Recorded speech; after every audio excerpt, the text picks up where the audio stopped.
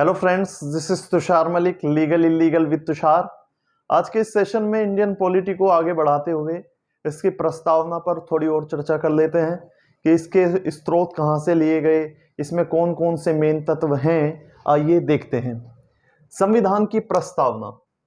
प्रस्तावना संविधान की सबसे पहला पन्ना है संविधान का, भारत के संविधान का, जिसमें ये दर्शन दे देता है कि इस संविधान के भीतर, इस संविधान के अंदर कौन कौन सी स्वतंत्रताएं, कौन कौन से अधिकार, कौन कौन से कर्तव्य शामिल होंगे। आइए जान लेते हैं। संविधान की प्रस्तावना के जो स्रोत हैं, जो जिससे मिलकर के ये बनने वाली है, उसके स्रोत हमने कहाँ से प्रभावित हुए हम, तो यूएसए से इसके स्रोत हमने अपनाए।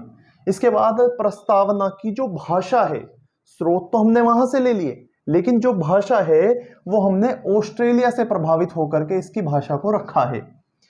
सामाजिक, आर्थिक और राजनीतिक न्याय, ये वाली जो टर्म है ये हमने रशिया से यानी रूस से प्रभावित होकर के अपनी संविधान की प्रस्तावना में जोड़ी है। और इसके बाद स्वतंत्रता, समता और बंधुत्व, यानी स्वतंत्रता, समानता और बंधुत्व की जो बात है वो फ्रांस से हमने स्वीकारी है। ये हमने छोटी छोटी बात संविधान की प्रस्तावना के विषय में, छोटी लेकिन महत्वपूर्ण बातें हमने जान ली। इसके बाद उद्देश्य प्रस्ताव, ये वो शब्द है कि जब प्रस्तावना या उद्देशिका से पूर्व जो नाम लेकर के ये चीजें आई थी कि हमें संविधान के लिए एक उद्देश्य प्रस्ताव रखा गया। ये केवल सीधा नाम नहीं आ गया उद्देशिका या प्रस्तावना, उद्देश्य प्रस्ताव के नाम से आया और इसे प्रस्तुत किया गया था जवाहरलाल नेहरू के द्वारा। जवाहरलाल नेहरू ने इसे प्रस्तुत किया। कब प्रस्तुत किया? तो 13 दिसंबर 1946 को इसे संविधान सभा के समक्ष प्रस्तुत कर दिया गया। इसके बाद स्वीकार कब किया गया? संविधान सभा ने इसे स्वीकार किया, बिल्कुल। और इसके बाद कि 22 जनवरी 1947 को स्वीकार किया, 22 जनवरी 1947।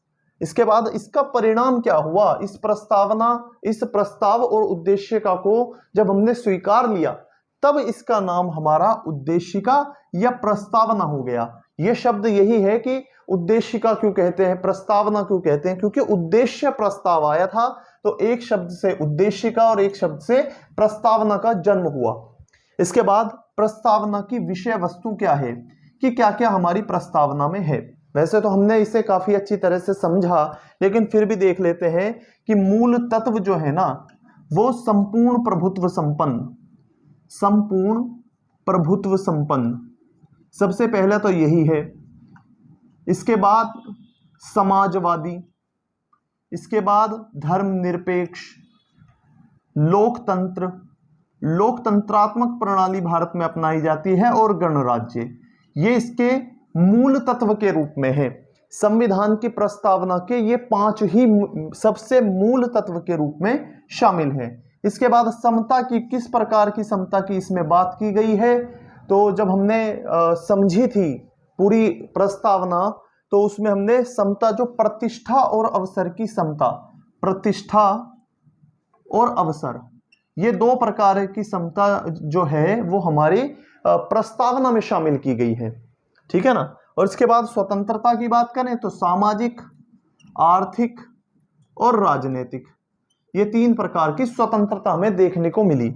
और इसके बाद अगर हम न्याय की बात करें तो न्याय हमारे कैसे थे? सामाजिक, आर्थिक और राजनीतिक न्याय थे।